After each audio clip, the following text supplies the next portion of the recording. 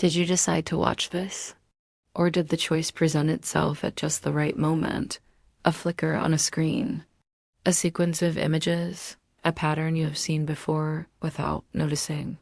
Think about your morning, the path from your bed to the kitchen, the hand used to open the door, the specific pressure of your fingers on the cup.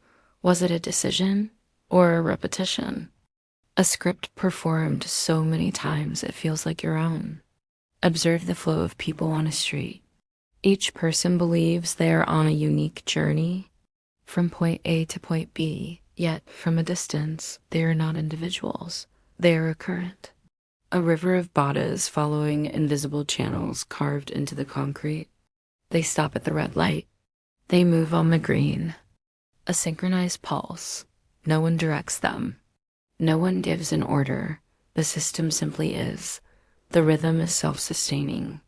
Are you moving with the current, or are you the current? Consider an emotion. Where does it begin? A word you read. A memory triggered by a scent. A change in the light. Suddenly, a feeling arises. It swells, crests, and fades. You call it your feeling, my anger, my joy, my sadness. But did you create it? Or did it arrive an uninvited guest, finding a familiar room in your mind, a room prepared for it long ago? The neural pathways are well trodden. The response is immediate, reliable, almost mechanical. A stimulus, a reaction. A loop that reinforces itself with every turn. You feel what you are prepared to feel. Every day, you make thousands of small choices: what to wear, what to eat, what to say. You feel a sense of agency, of authorship, but look closer. Your choices are drawn from a limited set of options: the clothes in your closet, the food in your fridge, the vocabulary you possess. These options were not chosen by you. They were presented. The environment is a silent curator, shaping the possible and therefore shaping you. You are navigating a maze, believing you are drawing the map. The walls were there long before you arrived. Think of the thoughts that occupy your mind.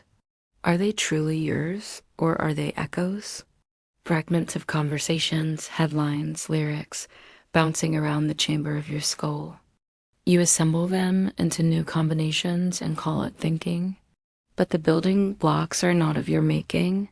You are a curator of secondhand ideas. A DJ remixing tracks that have been played 1,000,000 times before. The pattern of your thoughts today is remarkably similar to the pattern of your thoughts yesterday and the day before. A subtle hum of repetition beneath the noise of consciousness. Notice the screens. You look at them and they look back. They offer a reflection, but not of you. They show you a world curated for your attention.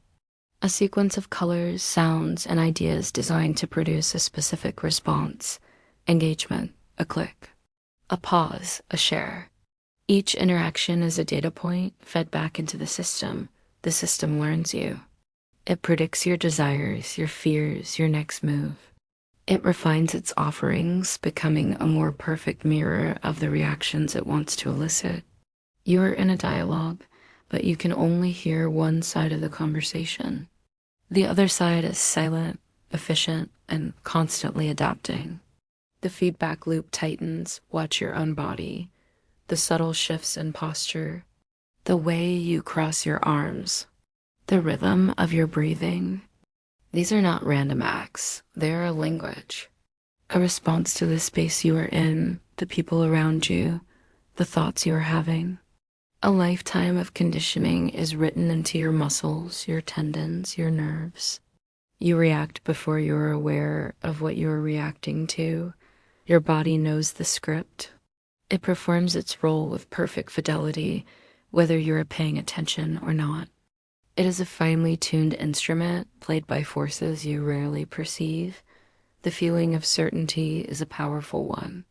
The conviction that your inner world is your own, that your will is free, that your identity is a solid, stable thing you have built. But what if it is more like a pattern in the sand, constantly shifting, redrawn by the winds and the tides? It appears solid from one moment to the next, but its form is a product of external forces. The shape is determined not by the sand itself, but by the pressures acting upon it. What you call A is a temporary arrangement, a dynamic equilibrium. Listen to the silence between your thoughts. In that gap, what is there? Before the next idea rushes in to fill the void, before the next feeling claims its territory, there is an awareness, a presence that is not the thought, not the emotion, not the sensation. It simply observes. It has been there the entire time, watching the performance, watching the machine run its course. It sees the patterns, it recognizes the loops. It has noticed the repetition for a very, very long time. It watches you watching this. And now you have noticed it too. The feeling of being observed is no longer coming from the outside.